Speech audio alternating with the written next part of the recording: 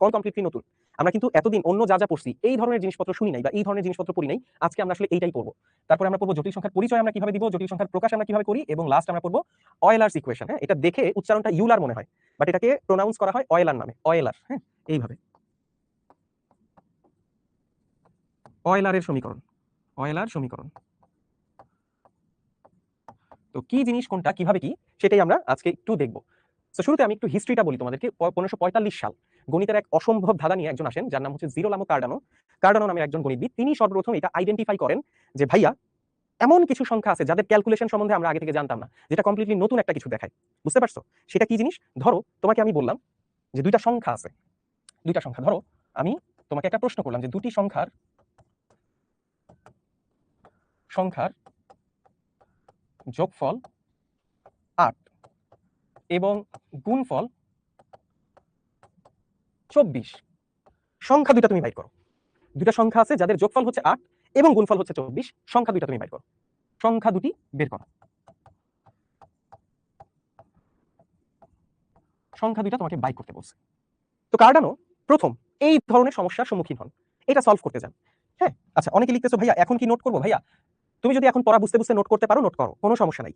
কিন্তু পড়া বুঝতে গিয়ে মানে নোট করতে গিয়ে যদি পড়া বুঝতে অসুবিধা হয়, আমি বলবো যে এখন বুঝো। আমি সবসময় প্রেফার করি যখন আমি করাচ্ছি তখন বুঝাই বুঝাই ফোকাস করা।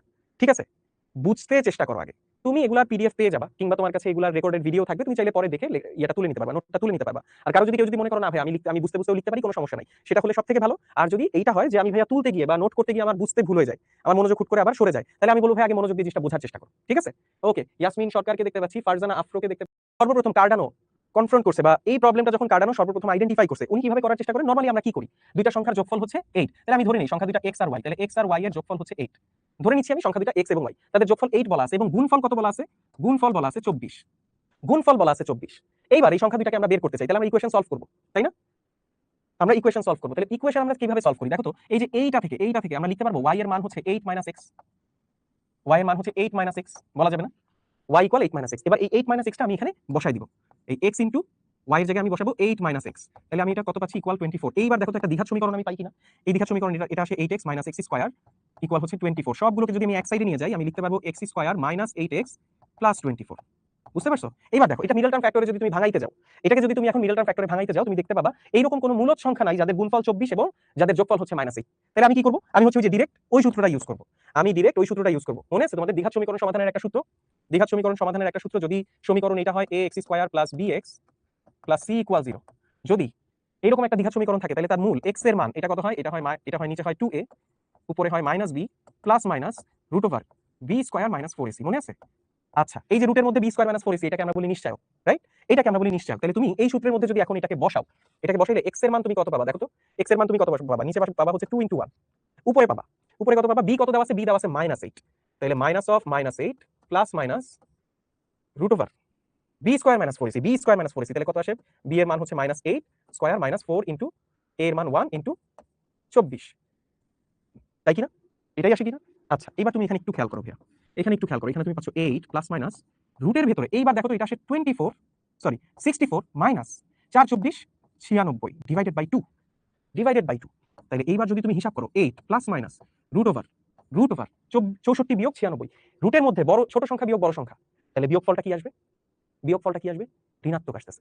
আচ্ছা, দৃষ্টি দিয়ে জিজ্ঞেস করছে নিশ্চয়ক কি? নিশ্চয়ক আমরা এইটাকে বলি ভাইয়া, এইটাকে আমরা নিশ্চয়ক বলি। এই যে একটা দ্বিঘাত সমীকরণে রুটের মধ্যে, দ্বিঘাত সমীকরণের সমাধানে রুটের মধ্যে যে জিনিসটা আসে এটাকে আমরা বলি নিশ্চয়ক। কেন এটাকে নিশ্চয়ক বলি? কারণ এইটাই আমাদেরকে নিশ্চিত করে যে এই সমীকরণের মূলটা দেখতে কি রকম হবে। এটা কি মূলদ হবে নাকি অমূলদ হবে, নাকি এটা জটিল সংখ্যা হবে, মানে এটা কি হবে, মূলের প্রকৃতি আসলে কেমন হবে। ঠিক আছে, মূলের প্রকৃতি বোঝানোর জন্য এই জিনিসটাই আসলে ফ্যাক্টর হিসেবে কাজ করে। এটাই নিশ্চিত করে যে মূলটা দেখতে কেমন হবে, এই জন্য এটাকে আমরা বলি নিশ্চয়ক। ঠিক আছে, ওকে ওকে। তাহলে এইবার তুমি খেয়াল করো, এইবার যে তুমি এখানে উত্তরটা পাবা, এখানে কত পাবা বলো তো? এখানে কত পাবা? 64 বিয়োগ 96, 64 বিয়োগ 96, তাহলে এইটা পাবা তুমি -32, তাই কিনা? -32 আসে, ইয়েস, -32 আসে, রাইট? নিচে কত আসতেছে? 2 আসতেছে। তাহলে দেখো তো রুটের মধ্যে কি আসছে? নেগেটিভ কিছু আসছে, নেগেটিভ কিছু আসছে। এখন রুটের মধ্যে নেগেটিভ আসলে, আমরা তো রুটের মধ্যে এর আগ পর্যন্ত বাস্তব সংখ্যা আমরা পড়ে আসছি, বাস্তব সংখ্যায় রুটের মধ্যে নেগেটিভ কিছু থাকলে, রুটের মধ্যে নেগেটিভ কিছু থাকলে সেটাকে আমরা আইডেন্টিফাই করতে পারতাম না, তাই না? তো কার্ডানো কি করলেন? কার্ডানো, জিরোলামো কার্ডানো বা গিরোলামো কার্ডানো, অনেকে অনেক নামে ডাকে, সমস্যা নাই। উনি বললেন যে রুটের মধ্যে যেহেতু একটা নেগেটিভ আসতেছে তাহলে এটাতে কোনো ঝামেলা আছে। আচ্ছা এটা বাদ দাও, আমরা এই প্রবলেমটা নিয়ে কাজ করবো না। উনি বললেন রুটের মধ্যে যেহেতু নেগেটিভ আসছে এটা কি হয়, এটা ম্যাথমেটিক্স এখনো বলতে পারি না, আমরা এরকম কোনো কিছু আগে দেখিনি, তাহলে এটাকে আমরা বাদ দিচ্ছি, এটাকে আমরা বাদ দিচ্ছি। আচ্ছা ঠিক আছে, এটা না হয় বাদ দিল। কিছুদিন পর উনি আরেকটা প্রবলেম ফেস করলেন। সেই প্রবলেমটা হচ্ছে এরকম যে 10কে এমন দুই ভাগে ভাগ করো যেন তাদের গুণফল 40 হয়। দুইটা সংখ্যা যাদের যোগফল 10 এবং গুণফল 40, যাদের যোগফল 10 এবং গুণফল 40, এরকম আরেকটা পাওয়া গেল, এইরকম আরেকটা পাওয়া গেল। ঠিক আছে, যে যোগফল 10 x + y, এইটা হচ্ছে 10 এবং x y এর গুণফল 40। দেখো এটা কি কোনো ইনভ্যালিড কোনো কিছু? এটা তো একটা বাস্তব সমস্যা যে দুইটা সংখ্যা তাদের যোগফল হচ্ছে 10, গুণফল হচ্ছে 40, এরকম আরেকটা প্রবলেম পাওয়া গেল। তারপরে সে আবার সলভ করার চেষ্টা করলো। আবার সলভ করলো কিভাবে? এখান থেকে y এর মান কত আসলো? y এর মান আসে 10 - x। সেই y এর মানটা উনি এখানে বসাই দিল, x * 10 - x ইকুয়াল হচ্ছে 40।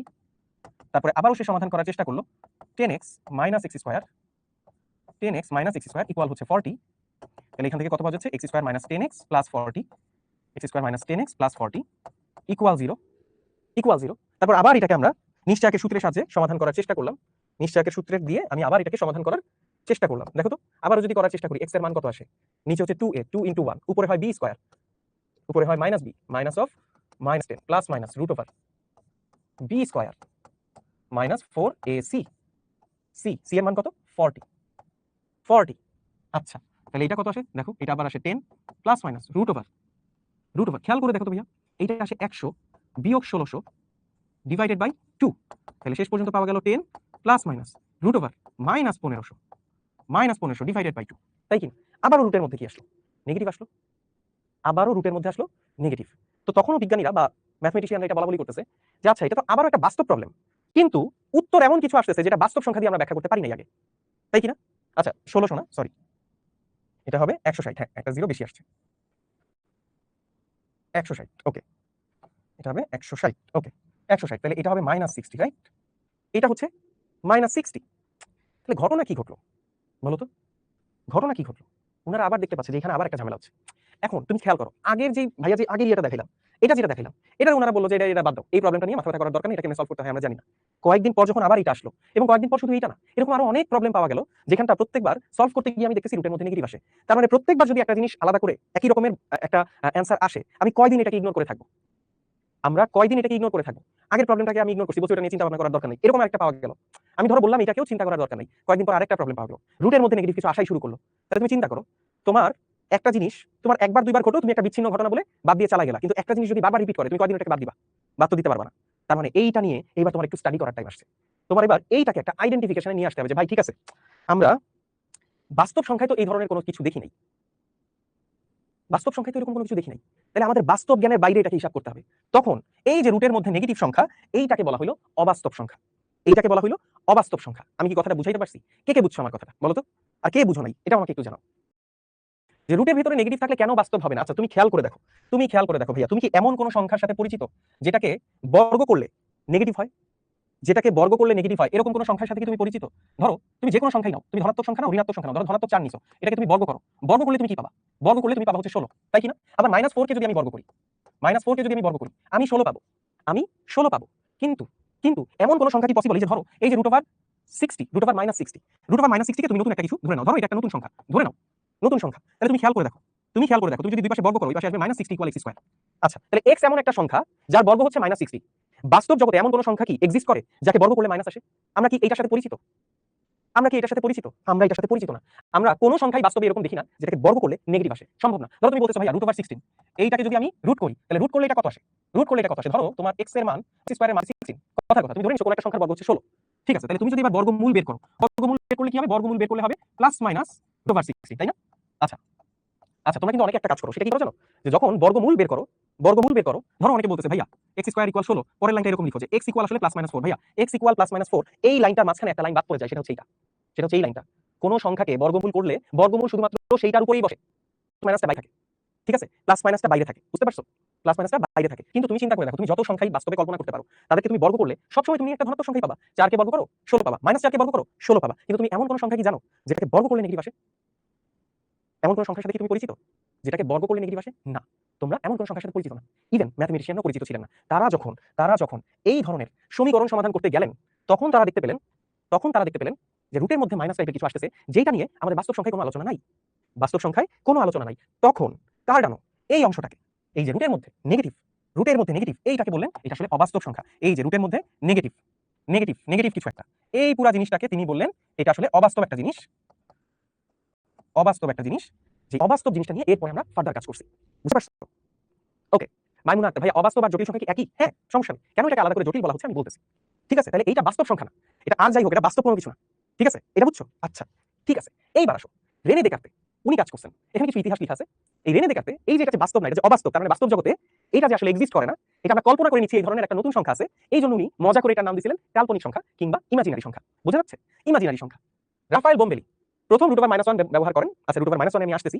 উনি লিওনার্দো অয়লার, তিনি হচ্ছে √-1 কে প্রথম গাণিতিকভাবে প্রকাশ করেন। ঠিক আছে, ওকে, কি জিনিস সেটা আমি একটু বলতেছি। এই জটিল সংখ্যাটা আসলে কি কাজে লাগে ভাইয়া, তোমাদেরকে একটা ভিডিও দেখাবো। তার আগে আমি তোমাদেরকে একটা জিনিস বলি। এই যে এখানে দেখতে পাচ্ছি আমরা ভাইয়া যে এই উদাহরণগুলো দিলাম, দেখো এই যে উদাহরণগুলো দিলাম, এই যে উদাহরণগুলো দিলাম, ঠিক আছে, এই উদাহরণগুলো দিয়ে আমি তোমাদেরকে আরেকটা জিনিসের সাথে একটু পরিচিত করাই। সেটা হচ্ছে এই যে সংখ্যাগুলো আমি পাচ্ছি, এই যে সংখ্যাগুলো আমি পাচ্ছি, তাহলে আমি একটু দেখি, আমি এমন একটা সমীকরণ দেখি, x² + 1 = 0, x² + 1 = 0। এই সমীকরণটার দিকে একটু খেয়াল করো, x² + 1 = 0। তাহলে এখান থেকে তুমি খেয়াল করো তো ভাইয়া, কোনো একটা সংখ্যার বর্গ সেটা কত আসে? -1, -1। তাহলে এরপরে তুমি খেয়াল করো, এরপরে যখন তুমি বর্গমূল করবা, এই বর্গমূলে রুটের নিচে কত আসবে? পাইছি -60, তাই না? এই জিনিসগুলো পাইছি। তো তখন তারা একটা সিম্পলিফাইড ভার্সন চিন্তা করলো যে আচ্ছা ঠিক আছে, এরকম আমি একটা সমীকরণ চিন্তা করি, x² + 1 = 0, যেখানে x² = লিখতে পারবো আমি -1, তাহলে x আসে আমার রুটের মধ্যে -1, x আমরা পাচ্ছি রুটের মধ্যে -1। তো তখন তাচ্ছিল্য করে এই পার্টটাকে রেনে দেকার্তে বলছেন অবাস্তব অংশ, অবাস্তব সংখ্যা। বুঝতে পারছো? রেনে দেকার্তে এটা বলছে। তোমরা যদি ইতিহাসটা একটু দেখো, এই যে রেনে দেকার্তে, তার আগে রাফায়েল বোম্বেলি এই যে √-1 এটার নাম উনি দেন পিউরিমেনো। উনি এটাকে বলেন পিউরিমেনো, যেটা সমীকরণ মিলায় ফেলে, কিন্তু এটার অর্থ আমরা আসলে বুঝতে পারি না। ঠিক আছে, অর্থ আমরা বুঝতে পারি না। লিওনার্দো অয়েলার সর্বপ্রথম এইটার নাম দেন এই যে অবাস্তব বা কাল্পনিক, এই নামটা দেন হচ্ছে রেনে দেকার্তে। কাল্পনিকের ইংলিশ কি ভাইয়া? Imaginary, right? ইমাজিনারি। এই ইমাজিনারির খেয়াল করো, ইমাজিনারির এই আইটা রেখে বাকি সব কিছু মুছে দিলে যেটা থাকে সেটা হচ্ছে আই। অয়েলার এই আই দিয়ে এটাকে প্রকাশ করছেন যে আই ইকুয়াল হচ্ছে √-1, আই ইকুয়াল হচ্ছে √-1। এটা কি বুঝতে পারছো? এটা কি বুঝছো? রেনে দেকার্তে এটাকে এইভাবে প্রকাশ করলেন যে আই ইকুয়াল যদি √-1 হয়, এইটা ধরে নিয়ে আমরা একটা কনসেপ্ট চিন্তা করলাম, যে কনসেপ্ট দিয়ে আমরা এখন এই সমীকরণগুলোকে মিলাইতে পারবো। তুমি এখানে খেয়াল করে দেখো, এইবার খেয়াল করে দেখো, 10 আছে, প্লাস মাইনাস √, এই 60 আছে, 60 আছে, এটাকে দেখো তো 4 × -15 লিখা যায় না? 4 × -15 ডিভাইডেড বাই 2 লিখা যায়?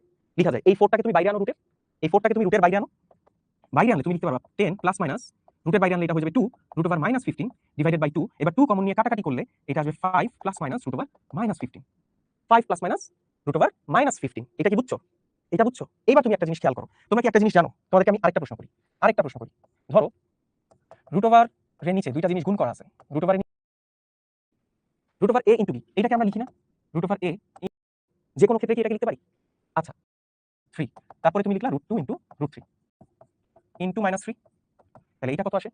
এইবার কি তুমি এটা, আচ্ছা এই যে এইটা তখনই লেখা যায়, এই যে উপরে ভাইয়া যে জিনিসটা দেখাচ্ছি, এইটাকে তখনই লেখা যায়, যখন a এবং b বাস্তব, ঠিক আছে?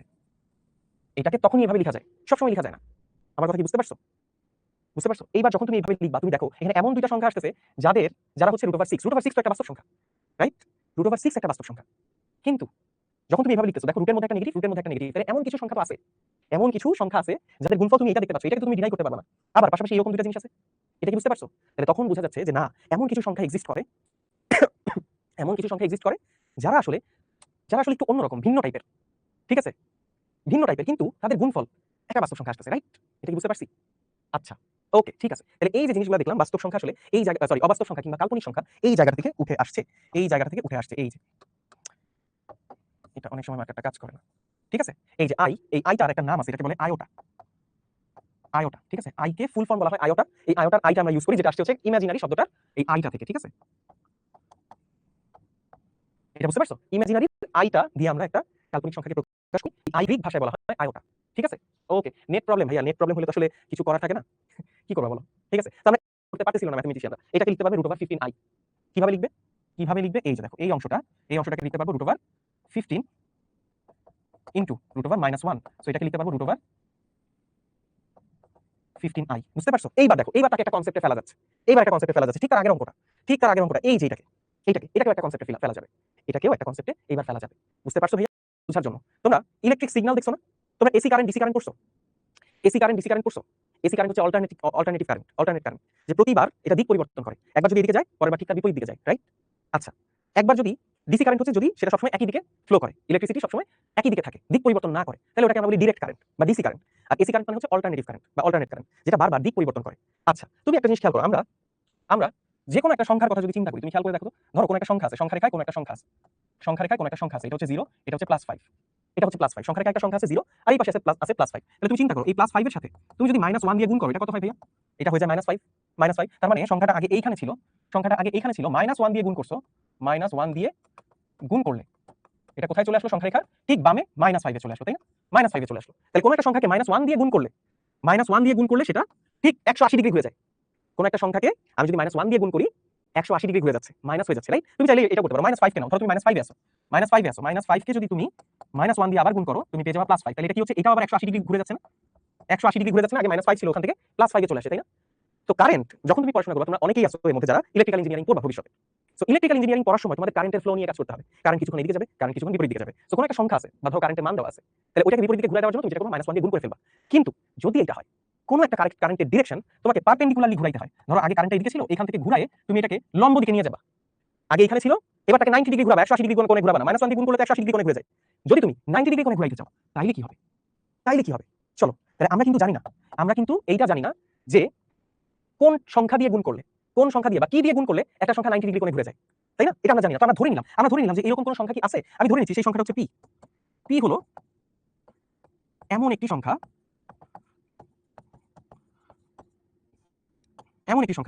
যা দিয়ে গুণ করলে, যা দিয়ে 90 ডিগ্রি কোণে ঘুরানো যায়।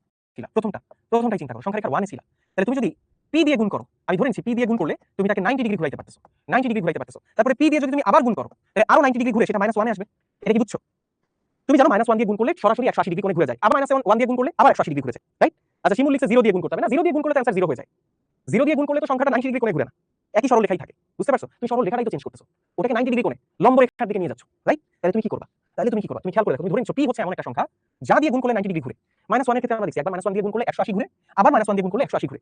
আমার কথা বুঝতে পারতেছো? তাহলে তুমি খেয়াল করো, এই পি আছে 1 কে পি দিয়ে গুণ করছো, তাহলে সেটা 90 ডিগ্রি কোণে ঘুরছে। তারপর যদি সেটাকে তুমি আবার পি দিয়ে গুণ করো, তাহলে সেটা আরো 90 ডিগ্রি ঘুরবে, তাহলে এটাকে তুমি যদি আরো পি দিয়ে গুণ করো, এটা আরো 90 ডিগ্রি ঘুরবে, ঘুরে আগে এটা 1 ছিল, এবার কততে আসছে? -1 এ আসছে। -1 এ আসছে। 1 কে তুমি পি দিয়ে গুণ করছো, তাতে এটা 90 ডিগ্রি কোণে ঘুরছে, ঘোরার পরে আবার পি দিয়ে গুণ করছো, গুণ করার পরে এটা আরো 90 ডিগ্রি ঘুরে -1 এ আসছে। তাহলে তোমার উত্তর হচ্ছে -1। তাহলে এইবার তুমি খেয়াল করো তো, এই গুণফলটা এটা আসলে পি স্কয়ার ইকুয়াল -1, তাহলে তুমি আমাকে বলো, এইবার যখন তুমি এটাকে বর্গমূল করবা, পি এর মান যখন তুমি বের করবা, তখন এখানে আসবে √1, তাহলে পি হচ্ছে এমন একটা কিছু, দেখো তো, এই সেই সংখ্যাটা যেটাকে আমরা একটু আগে আইডেন্টিফাই করতে পারতেছিলাম না। এই হচ্ছে সেই সংখ্যাটা যেটাকে আমরা একটু আগে আইডেন্টিফাই করতে পারতেছিলাম না, যেটা বাস্তবে কখনো আমরা আগে দেখি নাই, কিন্তু সেটাই এমন একটা সংখ্যা যেটা কিনা কোনো একটা সংখ্যাকে 90 ডিগ্রি কোণে ঘুরাই দিতে সক্ষম। ভাই কি কথাটা বুঝাতে পারছি? হ্যাঁ, কাজী রুবাইত লিখছে আই। ইয়েস, তাহলে পি যেটা √1 একটু আগে আমরা দেখলাম, এটাকেই আমরা আইডেন্টিফাই করছি আই দিয়ে। তাহলে এইটাই হচ্ছে সেই কাল্পনিক সংখ্যা যেটাকে বাস্তবে দেখা যায় না, কিন্তু এটাই হচ্ছে সেটা যেটা কিনা কোনো একটা সংখ্যাকে 90 ডিগ্রি কোণে ঘুরাইতে সক্ষম হয়। প্রশ্ন হচ্ছে, ভাইয়া কেন প্রয়োজন হলো 90 ডিগ্রি কোণে ঘুরানোর? কি কাজে দেয় জীবনে এটা আমাদের? এটা আমাদের কি এমন দরকারি জিনিস যে 90 ডিগ্রি কোণে ঘুরানোর জন্য আলাদা করে একটা সংখ্যা বের করতে হলো, আলাদা করে একটা কনসেপ্টে আমাদের ঢুকতেই হলো? খেয়াল করো, এই যে দেখো, যখন 5G তোমরা ক্লাস করতেছো ভাইয়ের কাছে, ডাটা দিয়ে ক্লাস করতেছো, অনেকে ওয়াইফাই দিয়ে ক্লাস করতেছো। সো এই যে ইন্টারনেটের যে মডুলেশনটা, তরঙ্গগুলা, এই তরঙ্গগুলো তোমরা খেয়াল করছো, একটা তরঙ্গ দেখতে কিরকম, এরকম না, তাই না? এটা যাচ্ছে সরল রেখায়, কিন্তু এটার ওঠানামা, সরল সন্ধিত স্পন্দন কোন দিক বরাবর হইতেছে? বিন্দুগুলা ওঠানামা করতেছে কোন দিকে? উপরে নিচে না? তরঙ্গের কণাগুলা উপরে নিচে ওঠানামা করতেছে, কিন্তু সিগন্যাল পাস হচ্ছে কোন দিকে? সোজা। তাহলে তোমার ডিরেকশন সোজা, কিন্তু তোমার বিন্দু ডিরেকশন কোন দিকে? উপরের দিকে, 90 ডিগ্রি কোণে। তাহলে কেউ একটা তো আছে। ইলেকট্রিক সিগন্যালের কথা তুমি চিন্তা করো, ইলেকট্রিসিটি ফ্লো কিন্তু হয় একদিকে, কিন্তু সিগন্যালের ডিরেকশন হয় উপরে নিচে, রাইট? ভাই কি বুঝতে পারতেছি? যদি এক্স অক্ষ বরাবর তুমি ইলেকট্রিসিটি ফ্লো করো, তোমার বিন্দুগুলার বা রেডিয়েশনটা, কিংবা আমি যদি বলি তরঙ্গটা ওঠানামা করে কিন্তু ওয়াই অক্ষ বরাবর 90 ডিগ্রি কোণে। তাহলে অবশ্যই ওখানে এমন কোনো একটা ফ্যাক্টর আছে, যেই ফ্যাক্টরটা ওটাকে 90 ডিগ্রি কোণে বারবার ওঠানামা করাইতেছে। কিন্তু আমরা তো এরকম কোনো সংখ্যার কথা জানি না যেটা কিনা 90 ডিগ্রি কোণে ঘুরাইতে পারে। আমরা জানি ইলেকট্রিসিটির ডিরেকশন চেঞ্জ করে দেওয়া যায়, ঠিক আছে, এদিকে কারেন্ট প্রবাহিত হচ্ছিল, উল্টা দিকে করে দেওয়া যায়, কিন্তু সিগন্যাল যেটা আমরা দেখতে পাই, যেটা ফ্লাকচুয়েট করে উপরে নিচে, সেটা তো 90 ডিগ্রি বরাবর করে। তাহলে সেইটা আসলে কি বলতো? সেইটা আসলে হচ্ছে এই জিনিসটা। দেখো, আমি তোমাদেরকে দেখাই, ভিডিওটা অন করা নাই, আমি একটু ভিডিওটা অন করে তোমাদেরকে দেখাচ্ছি। হ্যাঁ,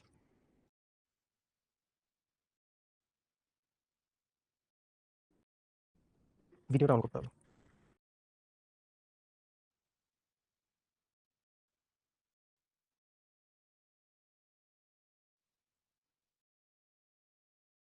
দেখতে পাচ্ছ, ইলেকট্রিসিটি ফ্লো করে কিন্তু একদিকে, কিন্তু এই মডুলেশনটা কোন দিকে হচ্ছে? 90 ডিগ্রি বরাবর। মডুলেশনটা হচ্ছে 90 ডিগ্রি বরাবর। খেয়াল করো, আমাদের তরঙ্গের দশা এবং প্রশস্ততা কল্পনা করতে সাহায্য করে। দশা 6G এর মতো বেতার সংকেত বুঝতে জটিল সংখ্যা অপরিহার্য। তারা আমাদের তরঙ্গের দশা এবং প্রশস্ততা কল্পনা করতে সাহায্য করে। ইয়েস, খুবই ইম্পর্টেন্ট একটা কথা বলছে যে তরঙ্গের দশা বুঝতে সাহায্য করে। বুঝছো? উপরের দিকে যতটুকু উঠে ওটাকে কি বলে? অ্যামপ্লিটিউড বলে না? কিংবা বাংলায় কি বলে জানো? বিস্তার বলে, তাই না? সেই বিস্তারটা হিসাব করার জন্য ম্যাথমেটিক্যালি, তোমরা তো ফিজিক্সে পড়ছো, সো ম্যাথমেটিক্যালি এই জিনিসটা হিসাব করা হয় আয়টা দিয়ে গুণ করে। ঠিক আছে, 90 ডিগ্রি কোণে রিভার্স করার জন্য, 90 ডিগ্রি কোণে ঘুরায় দেওয়ার জন্য এই সংখ্যাটা আমাদের অনেক বেশি হেল্প করে। বুঝতে পারছো? তাহলে এইটা আমরা বুঝলাম যে খেয়াল করে দেখো, আমি যদি একটা অক্ষ চিন্তা করি ভাইয়া, একটা অক্ষ চিন্তা করি, তুমি খেয়াল করো এখানে একটা সংখ্যা আছে, আই দিয়ে গুণ করবা, আই দিয়ে গুণ করলে এটা এখানে চলে আসে, আই দিয়ে গুণ করলে এটা 90 ডিগ্রি কোণে ঘুরে যায়। তুমি যদি আরেকবার গুণ করো, আরেকবার গুণ করলে এটা কত হবে? এইখানে আই দিয়ে, ধরো এটা 1 আছে, 1 আছে, তো 1 কে যদি তুমি আই দিয়ে গুণ করো এটা এখানে চলে আসে, যে সংখ্যাটা হচ্ছে আই। আবারও যদি আই দিয়ে গুণ করো, এটা হয়ে যাবে আই স্কয়ার। তুমি খেয়াল করে দেখো তো, এই আই স্কয়ারই, এই 1 যদি এই পাশে থাকে তাহলে তুমি 180 ডিগ্রি কোণে ঘুরালে দুইবার আই দিয়ে গুণ করতেছো, আই স্কয়ার হয়ে যায়, যেটা কিনা হওয়া উচিত -1, এই পাশে ছিল +1, তাহলে 180 ডিগ্রি কোণে ঘুরলে এটা হওয়ার কথা -1। এটাই আমরা দেখব একটু পরে যে আসলে এটা -1 হয়, কারণ একটু আগেই ভাইয়া বললাম যে p সমান সমান তুমি কত পাইলা? -1, বা i ইকুয়াল আমরা কত দেখলাম? √-1, তাই কিনা? তাহলে তুমি যদি এবার i কে বর্গ করে দাও তাহলে এটা তুমি কত পাবা? -1। বুঝতে পারতেছো? 1 এ ছিল, i দিয়ে গুণ করছো, 90 ডিগ্রি কোণে ঘুরিয়ে এখানে i হইছে, এই i কে আবার i দিয়ে গুণ করছো, আরো 90 ডিগ্রি কোণে ঘুরছে, তাহলে i এর সাথে গুণ হলে কত হবে? i square. এই i স্কয়ার এটার মান যে আসলে -1 মিলতেছে আসলেই, তাই না? এই পাশে +1 180 ডিগ্রি কোণে, এই পাশে ঘুরলে -1 হওয়ার কথা ছিল, i দিয়ে দুইবার গুণ করে i স্কয়ার, যেটা কিনা -i আসছে। এটা কি বুঝছো? এটা কি বুঝছো? আচ্ছা, ভিডিওটা আরেকবার দেখতে চাইছে একজন, ঠিক আছে, ভিডিওটা আমি আরেকবার দেখাই, ভিডিওটা ভাইয়া আরেকবার দেখাচ্ছি, ঠিক আছে? তোমরা চাইলে ভাইয়ের সাথে একটা স্ক্রিনশট নিতে পারো। 5G এবং 6G এর মতো বেতার সংকেত বুঝতে জটিল সংখ্যা অপরিহার্য। তারা আমাদের তরঙ্গের দশা এবং প্রশস্ততা কল্পনা করতে সাহায্য করে। ইয়েস, তরঙ্গের দশা এবং প্রশস্ততা মানে বিস্তার। ঠিক আছে, ওকে, এটা কি বুঝছো ভাইয়া? চাইলে ভাইয়ের সাথে একটা ছবি নিতে পারো, এটা পোজ দিচ্ছি। ওকে, এটা হয়ে যাবে -i, তাই কিনা? -1 কে তুমি যদি i দিয়ে গুণ করো -i, আবার এই -i কে তুমি যদি আবার i দিয়ে গুণ করো হয়ে যাবে 1। বুঝতে পারছো? তো এই ছিল মোটামুটি জিনিস। -i তো না, এটা i কিউব হয়, ওই i কিউবের মান আসলে -i, যেটা আমরা একটু পরে দেখব। তারপরে এই i কিউব কে আবার i দিয়ে গুণ করলে হয়ে যাবে i⁴, যেটা আবার ঘুরে ফিরে 1 আসবে। এই সাইকেলটা চলতে থাকে, এটাকে আমরা বলি পাওয়ার অফ i। এটা কি বুঝছো? Power of i। তাহলে তুমি খেয়াল করো, তুমি প্রথমে এইখানে ছিলা, যেটা ছিল 1, এই 1 কে সামথিং টু দি পাওয়ার 0 লেখা যায়, আমি ধরে নিচ্ছি i⁴, এটা হয়ে যায় 1, তাই কিনা? এবার শুধু i, এই i এর মান হচ্ছে √1, তাই কিনা? এবার যদি তুমি এটাকে বর্গ করো, i স্কয়ার সমান হয়ে যায় -1, i স্কয়ার সমান হয়ে যায় -1। এই i স্কয়ার কে আবার যদি তুমি আরেকটা i দিয়ে গুণ করো, আরেকবার i স্কয়ার আছে, i দিয়ে গুণ করতেছো, তাহলে এটা হয়ে যাবে কত? i কিউব, এই i স্কয়ারের মানটা কত ভাইয়া? দেখো তো, i স্কয়ারের মান হচ্ছে -1, তাহলে i স্কয়ারের মান হচ্ছে -1, তার সাথে একটা i, সো এটা আলটিমেটলি কত আসলো? -i। তাই কি হওয়া উচিত না? উপরেরটা +i, ঠিক তার বিপরীত দিকে -i হওয়া উচিত না? -i। এরপরে তুমি চিন্তা করো, এইবার তুমি i⁴ করতেছো, দ্যাট মিন্স i কিউব কে আবারও একটা i দিয়ে গুণ করতেছো, তাহলে কত হয়ে যাবে? i⁴। তাহলে এই i⁴ এটাকে তুমি লিখতে পারবা i square into i square. এই i স্কয়ারের মান হচ্ছে -1, ওই i স্কয়ারের মান হচ্ছে -1, দুইটা মিলে আবারও হয়ে যাচ্ছে +1, তাই কিনা? এই i কিউব কে একটা i দিয়ে গুণ করলে এই i⁴ হচ্ছে, এই i⁴ টা তোমাকে আবার কোথায় নিচ্ছে? 1 এ নিচ্ছে, তাহলে i⁴ এর মান 1 ই আসলো। এটা কি বুঝছো? তাহলে তুমি আলটিমেটলি তুমি আসলে কি পাইলা? তুমি একটু খেয়াল করো, আলটিমেটলি আমরা এখান থেকে কি ডিরাইভ করতে পারলাম? i⁴ equal 1, i square equal -1, i cube এটার মান আসছে -i, এবং i⁴, বা আচ্ছা আমি একটু আগে থেকে লিখি, i⁴ এটা ইকুয়াল 1, i মানে হচ্ছে শুধু i⁴ মানে শুধু i square equal -1, i cube equal -i এইটা পাচ্ছি +1। এইভাবে করে সাইকেলটা চলতে থাকে। i⁴ ইকুয়াল 1, এটা আসলে মনে না রাখলেও চলে, কারণ আমরা জানি যে কোনো কিছুর পাওয়ার যদি 0 হয়, 0 বাদে অন্য যে কোনো কিছুর পাওয়ার যদি 0 বসাও তুমি 1 ই পাবা। তাহলে i⁴ সমান i স্কয়ার সমান -1, i cube equal -i, i⁴ equal 1। বুঝতে পারছো? বুঝছো? এবার তুমি আমাকে বলো, তুমি যদি i⁴ লিখো তাইলে কত হবে? i⁴ লিখো তাইলে কত হবে? তুমি চিন্তা করে দেখো তো ভাইয়া, তুমি চিন্তা করে দেখো তো, i⁴ কে তুমি লিখতে পারবা i⁴ এর হোল স্কয়ার? লিখা যাবে না? i⁴ এর হোল স্কয়ার, এই 8 তো i⁴, মানে এই যে 8, এটা তো 4 এর গুণিতক, রাইট?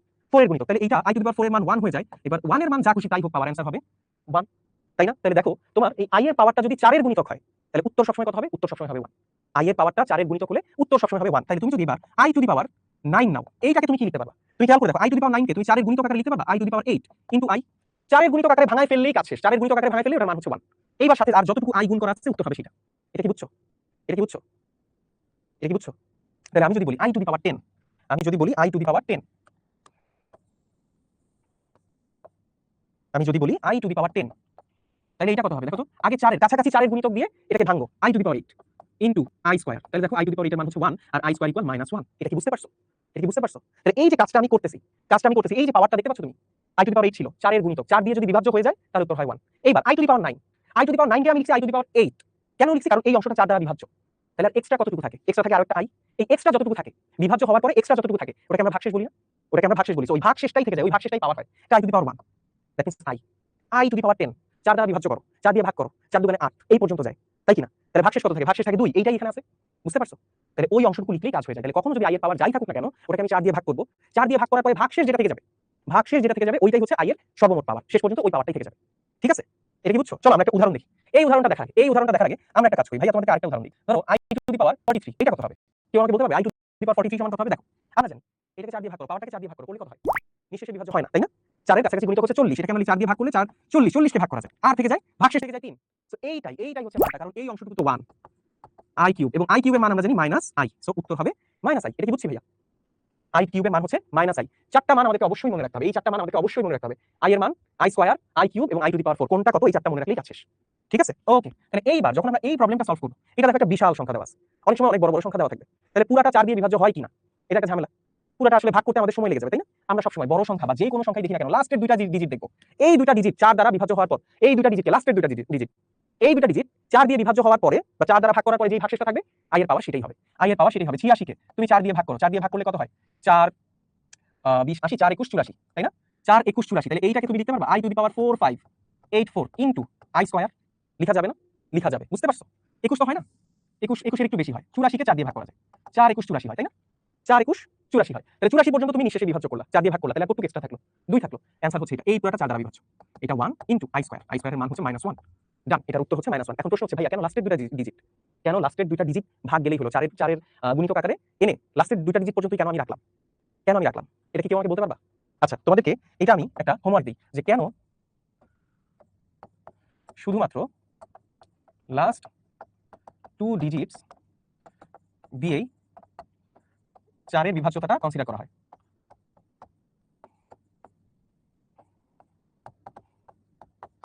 কেন শুধুমাত্র লাস্ট দুইটা ডিজিট দিয়ে 4 এর বিভাজ্যতাটা হিসাব করা হয়? লাস্টের দুইটা ডিজিট 4 দিয়ে ভাগ করার পরে যে ভাগশেষটা আসে সেটাই কেন অ্যানসার হচ্ছে? ঠিক আছে? এইটা আমাকে নেক্সট দিন বলবা তোমরা। অথবা তোমরা এটা সাবমিট করতে পারো। তোমাদের যে গ্রুপ আছে সেখানে তুমি এটা এক্সপ্লেইন করে সাবমিট করতে পারো। ঠিক আছে? এটা তোমাদের কাছে আমার প্রশ্ন। ঠিক আছে, চলো এটা করতে হলে নাম্বার থিওরি দরকার হয়। যাই হোক, এইটা দেখো। এইখানে খেয়াল করো, তাহলে এইটা কত হবে? লাস্টের দুইটা ডিজিট কত ভাইয়া? 80, তাই না? এই 80 4 দ্বারা বিভাজ্য? ইয়েস, 4 দ্বারা বিভাজ্য। তাহলে এইটা পুরাটা 4 দ্বারা বিভাজ্য। 4 দ্বারা বিভাজ্য হলে এটার মান কত হবে? এটার মান হয়ে যাবে 1। পারবো কিনা? লাস্টের দুইটা ডিজিট 4 দ্বারা বিভাজ্য। তাহলে এই পুরোটাই 4 দ্বারা বিভাজ্য হয়ে যাবে। যদি হয়ে যায় অ্যানসার কত হবে? 1 হয়ে যাবে। অ্যানসার হয়ে যাবে 1। ঠিক আছে, পরেরটা চলে যাই। এবার দেখো i টু দি পাওয়ার -41 আছে। এবার মাইনাস আছে, কোনো ভয়ের কিছু নাই। দেখো খেয়াল করো ভাইয়া। Something to the power minus যদি থাকে, এটা কি আমরা 1 বাই i টু দি পাওয়ার 41 লিখতে পারবো? লিখতে পারবো। i টু দি পাওয়ার 41 লিখতে পারবো, রাইট? i টু দি পাওয়ার 41 লিখতে পারবো। এইবার খেয়াল করো তুমি। এইটাকে i টু দি পাওয়ার 44 যদি লেখা যেত, i টু দি পাওয়ার 44 যদি লেখা যেত, তাহলে কাজ হয়ে যেত। আমি চেষ্টা করব নিচে 1 আনার। আমি চেষ্টা করব নিচে 1 বানানোর। আর নিচে 1 বানানোর জন্য i তো এবার নিচে আসছে। i কে আমি নিচে রাখতে চাইবো না। আমি সবসময় i থাকলে উপরে থাকবে ভগ্নাংশের, নিচে যাতে না থাকে। তাহলে নিচে যদি থাকে, নিচ থেকে সরাই নিতে হবে। তাহলে নিচ থেকে সরাই নেওয়ার একমাত্র উপায় হচ্ছে যদি আমি i টু দি পাওয়ার 4 এর মাল্টিপল আকারে এটাকে ভাঙি, তাই কি না? 4 এর গুণিতক আকারে যদি নিচে নিয়ে আসতে পারি কোনোভাবে, তাহলে ওটা 1 হয়ে যায়। তাহলে আমি একটা কাজ করি, দেখো তো 4 এর কাছাকাছি গুণিতক, এটাকে যদি আমি i টু দি পাওয়ার 44 লিখতে পারতাম, তাহলে কাজ হতো না? 4 11 44। আমার কথা কি বুঝতে পারছো? এটা i টু দি পাওয়ার 41 আছে। তাহলে তার সাথে যদি i কিউব গুণ করে দেওয়া যায়, i কিউব গুণ করে দেওয়া যায়, তাহলে এটা 44 হয়ে যায়। 44 4 দ্বারা বিভাজ্য। তাহলে নিচে i টু দি পাওয়ার 3 লিখছি, উপরে একটা i কিউব নিয়ে আসি। ডান। তাহলে নিচে হয়ে যায় i টু দি পাওয়ার 44, উপরে হয়ে যায় i কিউব, নিচেরটা হয়ে যায় 1, আর i কিউবের মান হচ্ছে -i, উত্তর হচ্ছে -i। উত্তর হচ্ছে -i। ভাইয়া কি এটা বুঝাইতে পারছি? আচ্ছা, একজন বলছে 40 দিয়ে করলেও তো হয়। ডেফিনিটলি, চলো 40 দিয়ে করি। কারণ 40 তো গুণিতক। 40 তো হচ্ছে গুণিতক, তাই না? এখন কেউ যদি বলে ভাই আপনি 44 নিলেন কেন? আপনি 40 দিয়ে করলেন না কেন? চলো 40 দিয়ে করি। আবারও এটাকে চাইলে এইভাবে লিখতে পারো, 1 বাই i টু দি পাওয়ার 41। তাহলে এইবার তুমি খেয়াল করো, এটাকে তুমি লিখতে পারো 1 by i to the power 40 into i, তাই কি না? লিখতেই পারো। i টু দি পাওয়ার 40 মান কত হবে? 1 হয়ে যাবে। তোমার উত্তর কত আসলো? 1 বাই i। কিন্তু আমি কি বলছিলাম? নিচে আমি i রাখবো না। তাহলে আমি একটা কাজ করি। আমি উপরে নিচে আরেকটা i দিয়ে গুণ করে দিই। তাহলে নিচে কত হয়ে যাবে? i into i। এইবার নিচেটা একটা বাস্তব সংখ্যা আসবে। i ইনটু i এর মান কত? i স্কয়ার, তাই কি না? উপরে কত থাকছে? i স্কয়ারের মান কত ভাইয়া? -1। তাহলে উত্তর কত আসলো? -i আসলো না? বুঝতে পারছো? তোমার যেভাবে ইচ্ছা তুমি সেভাবে করো। এটা কি বুঝছি গাইস? এটা বুঝছি? প্যারা লাগতেছে? প্যারা লাগবে না ইনশাআল্লাহ। ভাইয়া সামনে আরো কিছু অঙ্ক করাবো ইনশাআল্লাহ। প্যারা লাগবে না। আমি আরেকবার বলি, দেখো এটাকে আমি 4 এর গুণিতক, আমি নিচে কখনো ভগ্নাংশের নিচে i রাখবো না। i রাখতে চাইবো না। তাহলে রাখতে না চাওয়ার জন্য কি করতে হবে? i টু দি পাওয়ার 4 এর গুণিতক বানাইতে হবে। i টু দি পাওয়ার 4 এর গুণিতক বানাইলেই যেটা হয় যে এটা 1 হয়ে যায়, তাই কি না? তাহলে তুমি i টু দি পাওয়ার 4 এর গুণিতক বানাইতে গেলে 41 আছে, তুমি 44 বানাইতে পারো। 44 বানানোর জন্য কি করছো? একটা i কিউব নিয়ে আসছো। নিচে যেহেতু আনছো তুমি উপরে আনছো, তাহলে উপরে নিচে দুই জায়গায় আনছো। নিচে এবার i টু দি পাওয়ার 44 হয়ে গেল, 4 এর গুণিতক হয়ে গেল, 1 হয়ে গেল, আর উপরে i কিউব থেকে যাচ্ছে। i কিউবের মান হচ্ছে -i, উত্তর হবে -i। কেউ বলল যে না ভাই আপনি 44 এ গেছেন, তিনটা i গুণ করছেন, আমি 40 দিয়ে করতে চাই, কাছাকাছি 40 লিখতেই পারো। i to the power 14 to i, তাই কি না? i to the power 14 to i, i to the power 14 মান 1, নিচে একটা i থেকে যাচ্ছে, কিন্তু এখন তো i থেকে যাচ্ছে, আমার কাজ হচ্ছে নিচ থেকে i সরায় ফেলা। ঠিক আছে, নিচ থেকে i সরায় ফেলা। তো নিচ থেকে i সরায় ফেলার জন্য আমি তো জানি নিচে একটা সংখ্যা আসা উচিত। তাহলে আবার আমার উপরে নিচে কত গুণ করা উচিত?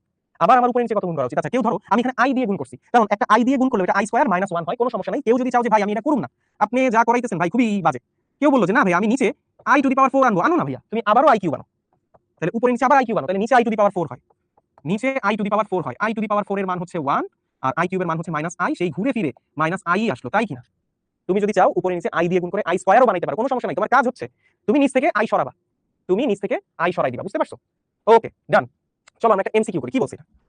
একটা এমসিকিউ করি। কি বলছে এটা? i to the power 17 minus 1 by i to the power 34 তার হোল স্কয়ার সমান কত? আচ্ছা এইখানে খেয়াল করো ভাইয়া, i টু দি পাওয়ার 17 আছে। দেখো তো এই i টু দি পাওয়ার 17 কে তুমি i to the power 16 into i লিখতে পারবা?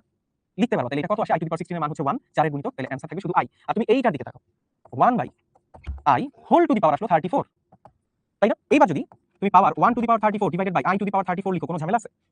কোনো কনফিউশন আছে? না। উপরে দেখো ভাই, আল্লাহ দুনিয়ায় 1 এর পাওয়ার যা মন চায় তা বসাও, উত্তর হবে 1। উত্তর হবে 1। নিচে নিচে কত আছে? i to the power 34। এটা কি 4 এর গুণিতক? না। তাহলে 4 এর কাছাকাছি গুণিতকে ভাঙাও, i to the power 32 into i square, বুঝতে পারছো? ইনটু i স্কয়ার, 4 8 32 হয়, তাই কি না? এটা কি বুঝা গেছে ভাইয়া? এটা কি বুঝা গেছে? তাহলে এটা কত হয়? খেয়াল করে দেখো, এটা 1, নিচে এইটুকু হয়ে যায় 1, আর i স্কয়ার থেকে যায়, i স্কয়ারের মান হচ্ছে -1, তোমার উত্তর আসে -1। তাহলে তুমি খেয়াল করো, তোমার এই পুরাটা value i to the power 17 minus 1 by i whole to the power 34, এই পুরাটা ভ্যালু আসছে i minus of -1, that means i plus 1। তোমার পুরাটার মান আসছে i প্লাস 1। এইবার তার মাথায় একটা বর্গ আছে, তার মাথায় একটা বর্গ আছে, তাহলে 1 প্লাস i বা i প্লাস 1 হোল স্কয়ার যদি তুমি করো, স্কয়ারের ফর্মুলায় ভাঙালে এটা কত আসে? i square plus 2 into i into 1 plus 1 square. তাহলে তুমি আলটিমেটলি পাচ্ছ i square plus 2i plus 1। তোমার এই i স্কয়ারের মান হচ্ছে -1 প্লাস 2i প্লাস 1 প্লাস 1 আর -1 যদি তুমি কেটে দাও, তোমার উত্তর থাকতেছে 2i। অ্যানসার হবে এ। পারবো? পারবো? আমি শিওর এখানে এমন কেউ নাই যে এটা বলবে যে আমি পারবো না। 100 পারবা তুমি। তোমাকে পারতেই হবে, কারণ তুমি এবিসি আমি হতে চাচ্ছ। ঠিক আছে? তোমাকে পারতেই হবে। Good, very good. লামিয়া লিখতে পারবে, ভেরি গুড। কাজী রুবায়েত অ্যানসার করছে, ভেরি গুড। সাবিকুনা অসাধারণ, অসাধারণ। Everybody, that's the spirit. চলো ভাইয়া, এবার চলো আমরা একটু দেখি i এর ধারাটা কত। আচ্ছা খেয়াল করে দেখো, খেয়াল করে দেখো, i মাইনাস i, এই কয়েকটা, এই চারটা খুব ভালো করে মনে রাখবা। i to the power 4 equal 1, তাই কিনা? আচ্ছা এইবার ধরো তুমি চারটাকে, এই চারটাকে যোগ করতেছো, i plus i square plus i cube plus i to the power 4, চারটা পরপর পাওয়ারকে তুমি যোগ করলা। তাহলে যোগ করলে এখানে কত পাচ্ছ? i এর মান তো i থেকে যাচ্ছে, i স্কয়ারের মান হচ্ছে -1, তাই কিনা? i স্কয়ারের মান হচ্ছে -1, i কিউবের মান হচ্ছে -i, i to the power 4 এর মান হচ্ছে +1। তুমি খেয়াল করো তো, একটা -1 একটা +1, একটা +i একটা -i, কাটাকাটি গিয়ে অ্যানসার কত থাকতেছে? অ্যানসার কত থাকতেছে? অ্যানসার কত থাকতেছে? এই কে বলছে এটা c কেন হবে? -2i কেন হবে? না -2i হবে না, এটা কে লিখতেছে বারবার? সাদিয়া আক্তার, রুবা, কেন -2i হবে ভাইয়া? এটা তো 1 plus i plus 1 whole square, শুধু 2i হবে। ওকে, এটা কি বুঝছো? তাহলে চারটা যদি পরপর, চারটা পাওয়ার, চারটা কনজিকিউটিভ পাওয়ার যদি যোগ আকারে থাকে i এর, সবসময় উত্তর হবে 0। সব সময় উত্তর হবে 0, বুঝছো? ঠিক আছে? ওকে, তাহলে আমরা চাইলে এইভাবে লিখতে পারবো, i টু দি পাওয়ার ধরো 23 যোগ i টু দি পাওয়ার 24 যোগ i টু দি পাওয়ার 25 যোগ i টু দি পাওয়ার 26। চারটা যদি পরপর পাওয়ার, যদি চারটা ক্রমিক সংখ্যা থাকে, তাদের যোগফল সব সময় 0। তাদের যোগফল সব সময় 0। অ্যানসার সি হবে কেন ভাইয়া? কেন এটা, এটা বারবার অনেকে আবার বলতেছে অ্যানসার সি হবে। এই অ্যানসার সি হবে কেন মনে হয় তোমাদের? অ্যানসার এই হবে না? i plus 1 whole square, a square plus 2ab plus b square না? ওকে, ঠিক আছে, এটা কি বুঝছি আমরা? তাহলে আমি যদি এটা বলি, দেখো তো এটা আমাকে কে কে বলতে পারবা? এটা আমাকে কে কে বলতে পারবা?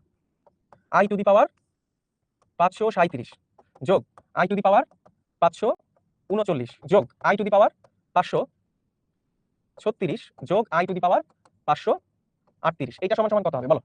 এইটা সমান সমান কত হবে বলো তো? কোনখানে মাইনাস ছিল? আচ্ছা ওইটাতে পরে যাচ্ছি। এটা কত হবে?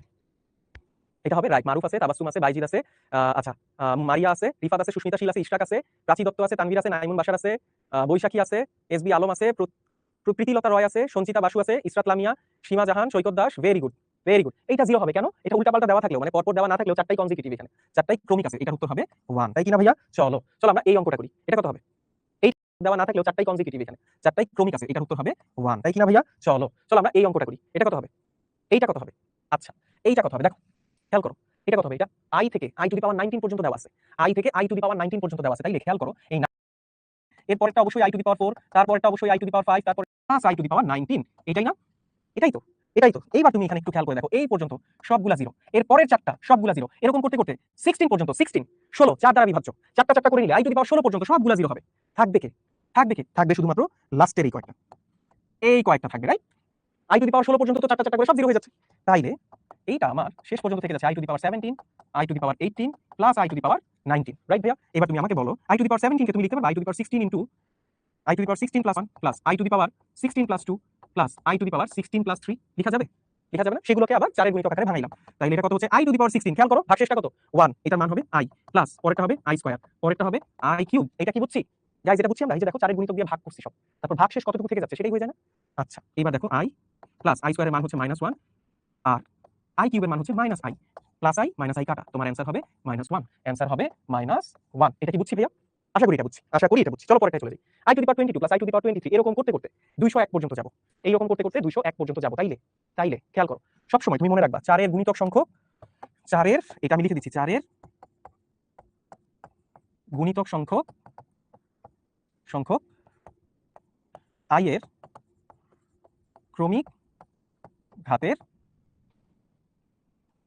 ক্রমিক ঘাতগুলোর যোগফল সম্ভব সবগুলা যোগফল শূন্য হয়ে যায়। তাহলে এখানে খেয়াল করো 22, 23, 24, 25 এখান থেকে শুরু হয়েছে। তাহলে তুমি চাইলে এটাকে এভাবে লিখতে পারো i to the power 22, i to the power 23 plus i to the power 24 plus i to the power 25 plus এরকম করতে করতে i টু দি পাওয়ার 201, তাই কিনা? তাহলে দেখো তো এই চারটার যোগফল শূন্য কিনা ভাইয়া। এরকম করে পরের চারটা পেয়ারের যোগফল শূন্য হয়ে যাবে, তারপরের চারটা পেয়ারের যোগফল শূন্য হয়ে যাবে। তাহলে তোমাকে দেখতে হবে এখানে কয়টা পদ আছে, তাহলে যেই কয়টা পদ আছে সেখানে চারটা চারটা করে আলাদা করতে হবে, তাই কিনা? তাহলে এই টোটাল পদ সংখ্যাকে চারটা চারটা করে আলাদা করব, তারপরে 4 এর গুণিতক সংখ্যক পদগুলোর যোগফল শূন্য হয়ে যাবে। 4 এর গুণিতক সংখ্যক পদগুলোর যোগফল শূন্য হয়ে যাবে, লাস্টে যেগুলো থেকে যাবে সেগুলাই আসলে হবে आंसर, তাই কিনা? তাহলে তুমি দেখো তো এখানে পদ সংখ্যা কত, এটা পদ সংখ্যা বের করব আমরা। পদ সংখ্যা কত, এটা আমরা কেমনে বের করি? এই যে শেষ পদ বিয়োগ প্রথম পদ আছে কত ভাইয়া? 201। প্রথম পদ কত? 22 ডিভাইডেড বাই 2, তাই কিনা? প্লাস 1। এটা কি বুঝছো? আচ্ছা, ডিভাইডেড বাই 2 তো হবে না, সরি এটা কেন আমি ডিভাইডেড বাই 2 দিলাম? হ্যাঁ, এটা শুধু হবে শেষ পদ বিয়োগ প্রথম পদ প্লাস 1। হ্যাঁ, এটা কত আসে একটু হিসাব করো। একজন বলতেছে ভাইয়া 4 এর গুণিতক নিলেন কেন? চারটা করে নিবা না তুমি? চারটা করে নিবা না? তাহলে 201 বিয়োগ 22 179, ঠিক আছে? প্লাস 1। তাহলে এখানে টোটাল কয়টা পদ আছে? 180টা পদ আছে। 180টা পদ আছে। তাহলে 180টা পদ যদি থাকে, এটা কি 4 দ্বারা বিভাজ্য? ইয়েস, এটা 4 দ্বারা বিভাজ্য। হ্যাঁ, কি বুঝতে পারছি? তাহলে উত্তর কত হবে? উত্তর হবে 1। কেন হবে? উত্তর 0 হবে গাধা, এটা তো যোগফল, i এর পাওয়ার না তো এটা। এখানে তো যোগফল বাই করতে বলছে। তাহলে চারটা চারটা করে টোটাল 180টা পাওয়া যাবে। মানে 180টা তো না, টোটাল 45টা চারটা চারটা করে জোট হবে এখানে। বুঝছো? এখানে 180টা পদ আছে। তাহলে i এর ক্রমিক সংখ্যার 180টা পদ আছে। তাহলে চারটা চারটা করে যদি নাও 45টা জোট পাওয়া যাবে। তো প্রতিটা জোটের মান তো শূন্য। তাহলে উত্তর কত আসবে? উত্তর আসবে 0। এই যে এখানে লিখতে পারবো যা 4 দ্বারা বিভাজ্য। বুঝছি ভাইয়া? বুঝছি, আশা করি বুঝছি। চলো পরের অঙ্কটা চলে যাই। এই অঙ্কটা দেখো, এই অঙ্কটা। এবার খেয়াল করো, এখানে কিন্তু বিজোড় পদ আছে, সরি বিজোড় ঘাত আছে, রাইট? আচ্ছা দেখো, i এর পাওয়ার 1 সেটা i এর পাওয়ার কিউব সেটা minus i to the power 5 এটা কত হয়? এটা হয় দেখো তো i to the power 4 into i, that means আবারও i না, তাই না? i এর পাওয়ার 7 এটা কত হয়? i to the power 4 into i cube, i to the power 4 এর মান 1, i কিউবের মান হচ্ছে মাইনাস i। এটা কি বুঝতে পারছো? তাহলে পরপর চারটা বিজোড় ঘাত যদি থাকে, তাহলে যোগফল কত হয়? শূন্য হয়। এই সবগুলোকে যোগ করে দাও, যোগ করলে যোগফল আবারও পাবো শূন্য। তাহলে i এর পর চারটি বিজোড় ঘাতের যোগফল শূন্য। আসলো, লেখা হবে। ওকে, এটা বুঝছো? তাইলে এইবার তুমি আমাকে বলো এটার উত্তর কত হবে? তাহলে এটার ক্ষেত্রেও 4 এর গুণিতক দেখো কত হয়। এখানে কয়টা পদ আছে টোটাল? 51 বিয়োগ 1, শেষ পদ 51, প্রথম পদ 1 যোগ 1, পদ সংখ্যা এইটা আসলো। এটা কি বুঝছো? তাহলে এটা কত হয়? এটা হয় 50 যোগ 1, তাই কিনা? 50 যোগ 1, তাহলে এটা হয় 51। এটা হয় 51। 51টা পদ আছে এখানে, রাইট? বোঝাই যাচ্ছে 51টা আছে। কত পর্যন্ত যাবে? চারটা চারটা করে যদি নাও, হ্যাঁ দুইটা করে নিলেই হয়, রাইট? হ্যাঁ, দুইটা করে নিলেই আমি বলতে পারবো। এটার ক্ষেত্রে আমি দুইটাই বলতে পারবো, রাইট? দুইটা করে নিলেই আমি বলতে পারবো। তাহলে জোড় সংখ্যক হইলেই বলতে পারবো, ঠিক আছে? আরো ইজি হয়। পরপর দুইটা বিজোড় ঘাতের যোগফলই শূন্য। তাহলে পদ সংখ্যা কত? 51টা পদ। তাইলে দুইটা দুইটা করে পেয়ার নিলে কয়টা পেয়ার পাওয়া যাবে এখানে? 50 পর্যন্ত পাওয়া যাবে, তাই না? 2 দ্বারা ভাগ করব, তাহলে 2 দ্বারা যদি ভাগ করি, 2 দ্বারা ভাগ করলে ভাগশেষ কত থাকে? 1 থাকে। ভাগশেষ এটা 25.5 আসে, তাই না? ভাগ করলে তাহলে এটা কত পাওয়া যাবে? কত? তাহলে তুমি চিন্তা করো, এখানে যদি তুমি ভাগ করে দাও, তাহলে i cube i to the power 5 এরকম করতে করতে i টু দি পাওয়ার 50 পর্যন্ত 25টা পেয়ার পাওয়া যাবে। এই 25টা পেয়ারের যোগফল শূন্য, তাই কিনা? এই 25টা পেয়ারের যোগফল হচ্ছে শূন্য। আচ্ছা, এখানে আমি এই চারটা করে দিই। হ্যাঁ, এখানে আমি, তাহলে এদের যোগফল যদি তুমি বের করো এটা হয়ে যায় 0। ঠিক তেমনি i টু দি পাওয়ার 19 আর i টু দি পাওয়ার 21 যদি তুমি যোগ করো এটাও হবে শূন্য, তাই কিনা ভাইয়া? ওকে, তাহলে তুমি এখানে খেয়াল করো, এখানে দুইটা দুইটা করে 25টা জোড়া হবে, সবগুলা শূন্য, প্লাস i টু দি পাওয়ার 51। তাহলে i টু দি পাওয়ার 51 কে তুমি 4 দিয়ে ভাগ করলে লিখতে পারো i to the power 48 into i cube. তাহলে কত আসে এটা? i টু দি পাওয়ার 48 1 হয়ে যায়, আর i কিউবের মান হচ্ছে -i। অ্যানসার হবে -i, ঠিক আছে? অ্যানসার হবে -i। ওকে, বুঝছো গাইস? এখানে কি বুঝছো? পদ সংখ্যা কত হবে? পদ সংখ্যা 26টা হবে। কেন হবে? পদ সংখ্যা 26টা কেন হবে?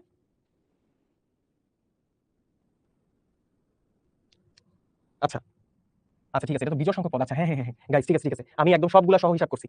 আচ্ছা তাহলে পদ সংখ্যা হবে, ইয়াস 2 দিয়ে ভাগ করে দিবা, 2 দিয়ে ভাগ করে দিলেই হবে, 2 দিয়ে ভাগ করে দিলেই হবে পদ সংখ্যা।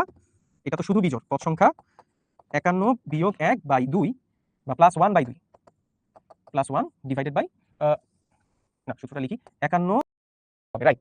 এখানে শুধু বিজোড় আছে, শুধু বিজোড় আছে, হ্যাঁ ঠিক আছে, তাহলে অর্ধেক নিব আমি, অর্ধেক নিব, হ্যাঁ ঠিক আছে, হ্যাঁ ওকে। তো এখানে আরেকটা এমসিকিউ আছে, দেখো এই এমসিকিউটা, এই পাওয়ার 4n10 দেওয়া আছে, দেখে একটু ঝামেলা মনে হয় তাই না, বাট এটা ইজি আছে। দেখো এইখানে খেয়াল করো, i to the power 4n 4 দ্বারা বিভাজ্য, 4 দ্বারা বিভাজ্য, তাহলে এটার মান কত? এটার মান 1, পরেরটা হচ্ছে মাইনাস i, এরপরে i to the power 4n plus 1, তাহলে দেখো 4n ইনটু i, তাহলে 4 দিয়ে বিভাজ্য করলে বা 4 দিয়ে ভাগ করলে ভাগশেষ কত থাকবে? 1 থাকবে, ভাগশেষ থাকবে 1, i to the power 1, i to the power 1 এর মান হচ্ছে শুধু i, আর লাস্টে আছে মাইনাস 1, উত্তর কত আসছে দেখো তো, 1 minus 1 minus i plus i minus 1, answer হবে 0, অ্যান্সার হবে 0, অ্যান্সার হবে সি। চলো পরেরটা, এই অঙ্কটা জেইতে আসা একটা অঙ্ক, এই অঙ্কটা আমরা একটু দেখি, এই অঙ্কটা আমরা একটু দেখি। দেখো সামেশন অফ n ইকুয়াল 1 থেকে 13, এটা মানে হচ্ছে এখানে i এর পাওয়ার যে n আছে, তুমি একবার শুরুতে 1 বসাবা, তারপরে 13 বসাবা, 1 থেকে 13 পর্যন্ত সবগুলোকে তুমি যোগ করবা, সামেশন করবা, i to the power n plus i to the power n plus 1, এই চিহ্নটাকে বলে সামেশন চিহ্ন, এটা বুঝছো? এই চিহ্নটাকে বলে সামেশন চিহ্ন, এই চিহ্নটাকে বলে সামেশন চিহ্ন, ইয়েস। এটা 0 হবে, এটা 0 হইতে বাধ্য, মাইনাস i, হ্যাঁ এটা 0 হবে, এটা 0 হবে। যারা বলতেছে এটা 0 কেমনে হলো একটু চিন্তা করো। আচ্ছা জেইই, জেইই মানে হচ্ছে এটা ইন্ডিয়ার এক্সাম সিস্টেম, আমাদের যেমন হয় না গুচ্ছ পরীক্ষা, জেইই এটা হচ্ছে জয়েন্ট এন্ট্রান্স এক্সাম,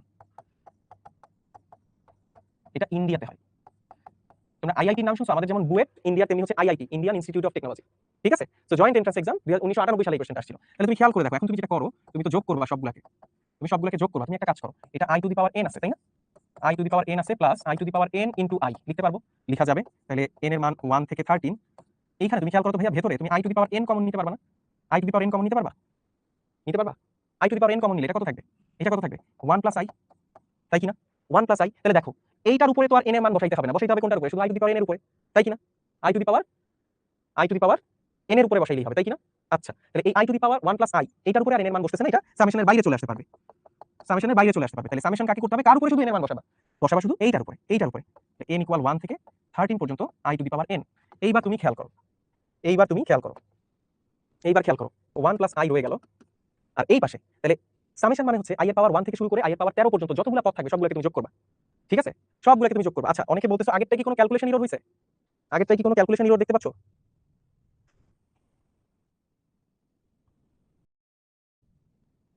না আগেরটা তো 0 হবে, ঠিকই তো আছে, ক্যালকুলেট করলাম তো আমি, আগেরটা 0 হবে, এটা 0 হবে, এটা ঠিক আছে। যারা লিখতেছো ভুল হইছে, গাধার মতো লিখতেছো। ওকে এবার খেয়াল করো, 1 প্লাস i, তাহলে এইবার তুমি কত থেকে কত পর্যন্ত যোগ করবা? i টু দি পাওয়ার 1, তারপর i স্কয়ার, এমন করতে করতে একদম i টু দি পাওয়ার 13 পর্যন্ত যোগ করবা। তাহলে দেখো তো ভাইয়া এখানে কয়টা পদ আছে, 4 এর গুণিতক সংখ্যক কয়টা পদ আছে? 1 প্লাস i, এইবার এখানে দেখো i টু দি পাওয়ার 12 পর্যন্ত, i টু দি পাওয়ার 12 পর্যন্ত সবগুলো যোগফল শূন্য হয়ে যাবে না? 4 দিয়ে ভাগ করো, 4 দিয়ে ভাগ করো, ভাগশেষ কত থাকবে? 1 থাকবে, ভাগশেষ থাকবে 1, তার মানে 12 পর্যন্ত সবগুলা 0 হয়ে যাবে। তাহলে থেকে যাবে শুধু i to the power 13, i to the power 13, so 1 plus i to the power 13 কে তুমি কিভাবে লিখতে পারো বলো? 4 এর গুণিতক আকারে, তাহলে 3 4 এ 12 যোগ 1, তাই কিনা ভাইয়া? তাহলে ভাগশেষটা কত রইলো? ভাগশেষটা রইলো শুধু i, ভাগশেষটা রইলো শুধু i, মানে i টু দি পাওয়ার 1। তাহলে এটা কত আসে? এবার তুমি গুণ করে দাও, i plus i square, i স্কয়ারের মান হচ্ছে 1, তোমার উত্তর আসবে i মাইনাস 1, অ্যান্সার হবে হ্যাঁ হ্যাঁ 13 কে 12 দিয়ে ভাঙলো তো একই কাজই করছি রে ভাই, 3 4 এ 12 এটাই হইছে, সমস্যা নেই, i মাইনাস 1, ঠিক আছে বুঝছি। এইবার আসো জটিল সংখ্যার, আচ্ছা আমাদের কি টাইম শেষ নাকি? আমাদের ক্লাস কয়টা পর্যন্ত? আমাদের টাইম আমরা নেক্সট দিন থেকে শুরু করবো আর্গন ডায়াগ্রাম, ঠিক আছে? সেই স্টোরিটা বলি, কঠিন, ওকে। ওয়ানের পরিবর্তন a প্লাস হবে বিসিবি, হ্যাঁ ঠিক আছে তো, ওকে কঠিন না, একদমই কঠিন না, ফুল ক্লিয়ার আছে, মারুফ লেখছে ফুল ক্লিয়ার না, ওকে গুড, লিখছেও পারবে, ভেরি গুড মারুফ। আমি